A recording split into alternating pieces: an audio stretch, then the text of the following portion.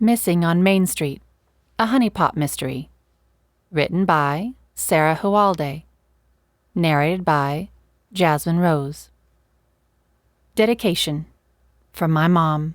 She raised me on mysteries, music, and a whole lot of faith.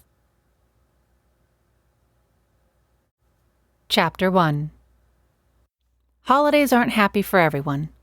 For many, a can of Spam and a bottle of spray cheese, eaten in peace, are more scrumptious than a fried turkey and a homemade green bean casserole. Ivy Hooper would have settled for Old Bologna on a crowded bus, rather than the Thanksgiving weekend she was enduring.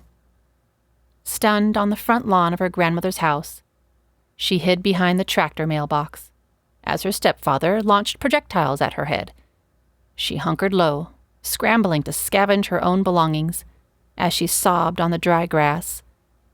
She kept her secret close, almost long enough to escape.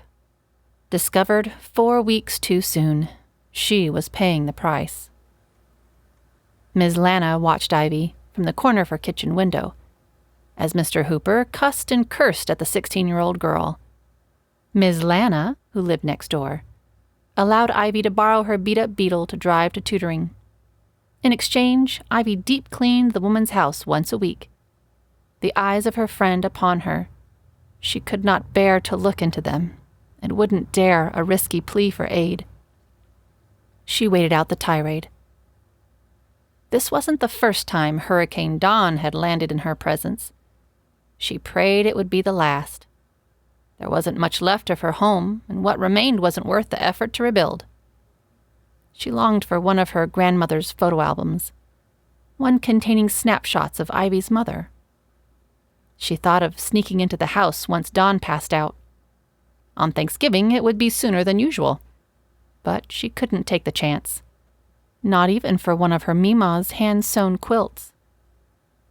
As Dawn withdrew, leaving the porch ravaged and rattling, Ivy spotted Ms. Lana squeeze her keys through the mail slot on her turquoise front door. She whispered, slipping a 20 into the offering, "Take it, and get out of here." Ivy rubbed her cheeks with shaking fists and snatched the keys and the money. She strained to show her gratitude with her eyes. Speech was impossible. "I know you'll bring it back when you can. Now go before he comes back out." The blue-haired girl curled into a crouch and duck-walked the sidewalk. Her laptop was in 2 pieces, but her cell phone seemed uninjured. Dawn wasn't thoughtful enough to toss out clothing or blankets or shoes. That would have been too helpful to his disgraceful mess of a stepdaughter. This exiling was a punishment, and he wanted the girl to experience every lashing. He could have done worse. Thank you, Jesus. Ivy slid into the driver's seat of the hot pink VW and turned the key. The motor sparked to life, sputtered, shaking off the cold of November. She put the car in gear and pulled from the curb, right as Don reappeared on the front steps for round 2. He tossed a beer can and a lit cigarette at the retreating car and then flipped off his next-door neighbor before returning to his couch. The VW's gas tank only showed a quarter full. Being a bug, this could get Ivy some distance from Lewiston and her angry relative. She doubted it could get her to Ashton, and Ashton was where she needed to go. Thankfully, in between Lewiston and Ashton laid a respite for travelers, the tiny town of Pottersville. Nicknamed Honey Pot due to its circular shape and surrounding bee sanctuary, it was quaint and quiet. Ivy had a few friends in the town, none of which had the power or money to offer Ivy true help. Still, there was one lady who might comfort Ivy as she determined her next steps. It was a possibility, a dicey one. If your own stepfather can't tolerate your presence, what makes you think a near stranger will want to help you? Ivy choked on her own thoughts of self-hatred and washed it down with a small scrap of courage she still contained. She risked the rejection and headed west toward Honey Pot. "I told you so. I told you so. I told you so." Kat's conscience thrummed in time with the throbbing of her right foot. She knew Black Friday in the city wasn't for the weak. Still, She relented to the siren of savings and braved the grueling midnight drive. What was the object of her quest? Not a new TV. Not a laptop computer. Not a bike or a scooter. Not the latest must-have stocking item for her children. No. Kat Miller surged headstrong into the crowds for 20 yards of brilliant white organza. There were tiny angel costumes to create. She exited the craft supply store with one swollen bottom lip, a twisted ankle, and 3 broken toes. Behind a sterile gray curtain, she shifted her ice pack and fought to silence her inner voice. The Norco procrastinated, lazy to take effect, as Holly Jolly Christmas echoed from the nurse's station. Flora had Kat's children. Praise God she had made a deal with her before Thanksgiving. Flora would tackle Black Friday babysitting for a date night weekend in January. Meanwhile, the Miller munchkins were snugly tucked in tennis shoe sleeping bags, with hay fever mouths ajar and tiny rivers of drool seeping onto their pillows. Thaddeus Miller, Kat's husband, was already buttoning up his coat and heading off to work. He didn't realize his wife was sitting in an after-hours care clinic, 30 miles from home. Kat decided not to bother him with her troubles. He'd only repeat what her broken bones kept singing. I snagged us some coffee from the diner down the street. The coffee from the cart is vile. Happy teal and brown paper cups steamed in front of Lydia's chocolate brown eyes. She arrived coiffed and polished, wearing her huge pea coat over her flannel pajamas an hour after Kat's phone call. Your assailant seems to have vanished. The clerk from the craft store said she'd work with a sketch artist if you'd like. Kat shot tired eyes up at her friend's sarcastic smirk. The doctor says I can drive you home in a while. She chuckled and chugged her coffee. I'll come back later with Thad to pick up your car. Kat reclined further onto her paper-covered pillow. Lydia Everett always seemed one step ahead. Lydia listened to an audiobook as Kat faded and fell fast asleep to the sound of tires hitting road reflectors. Not a single car drove beside them on the road and daylight at least 2 hours away. Kat dreamed of the precious children of Honeypot, dressed in flowing white organza robes, fluffy angels' wings, and glittering halos. They sang carols and hymns in unity, bringing all 3 churches of their town together to celebrate baby Jesus. As they crescendoed in chorus, each turned hateful eyes upon her pew and scowled her way. She shrunk under their gaze. Their gorgeous attire morphed and changed. They were now frumpy and frowning in tinged bathrobes and last Halloween's fairy wings, still yellow despite the fresh bleaching of each. Fellow believers slammed their programs to the floor, trampling over her work, and stormed from the school auditorium. What have I got myself into? Even in sleep, Kat bemoaned her December to come. She spent the rest of Black Friday balled up on the couch, nursing her self-pity and angry ankle. The annual Miller cookie party was Saturday night. Through a drugged haze, she watched Lydia drag out the Miller's plastic tree. Jess and Sam arrived home, Kat didn't know when, and helped Lydia and Flora quick clean the living room. Unable to stand or imagine standing, pain meds always knocked her silly, Kat was helpless. She let her friends take over. A mixture of thankfulness and fretfulness overwhelmed her lucid moments. Less than 36 hours later, Thad smiled and greeted each guest with a mug of cocoa or coffee. Sam and Jess swirled in between adults, chasing their friends. Kat propped herself atop a bar stool in the breakfast nook, watched her company and tried not to pout. This was not the way she'd envisioned the cookie party. It could have been worse. Flora smoothed her long skirt, flicking shortbread crumbs onto the rug. Lulu, the Miller's Jack Russell, swept the morsels up with her snout before a broom could claim them. Flora was a pessimistic optimist. She always seasoned her encouragement with a dash of realism. Not by much, Kat growled before sipping her cinnamon coffee. What happened to your attacker? I don't think you can call a blue-haired 70-year-old quilting addict an attacker.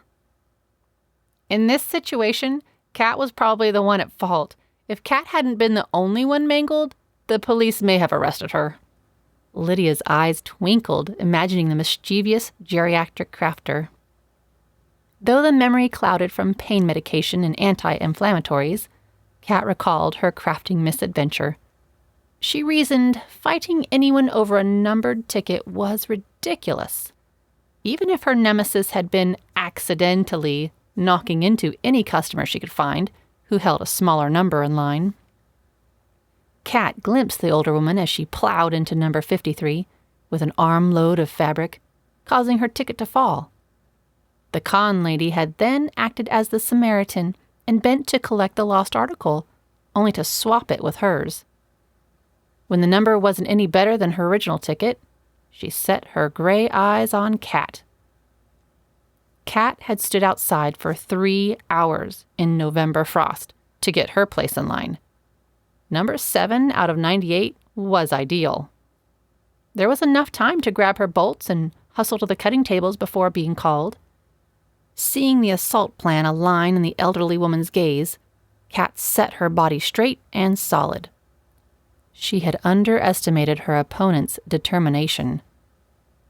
The fragile female had backed her cart to the other side of the store, and when opportunity knocked, plowed full force over Kat's foot. Kat fell, mouth first, into the nearest stand of notions. Then, as she lay, unable to recenter, her molester had the gall to swipe the fabric bolt out of Kat's arms and snatch her ticket off of the floor. Victimized, Kat lamented on the dirty tile as Burl Ives sang over the speakers. It took 30 minutes before an employee noticed the wreckage and came to help her. Kat winced. Lulu, sensing her owner's distress, pawed at the bandaged foot. Lydia shooed the dog away and perched on the stool beside her friends. "Hobo Joe should be here soon," she announced.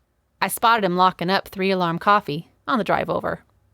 "Yum! I hope he brings peanut butter fudge." "I thought you'd sworn off sugar." Flora shrugged. "Only during the busy season," she reaffirmed. "It messes with my sleep schedule. I don't have another baby due until March." Flora Brandes ran Baby Belly Boot Camp.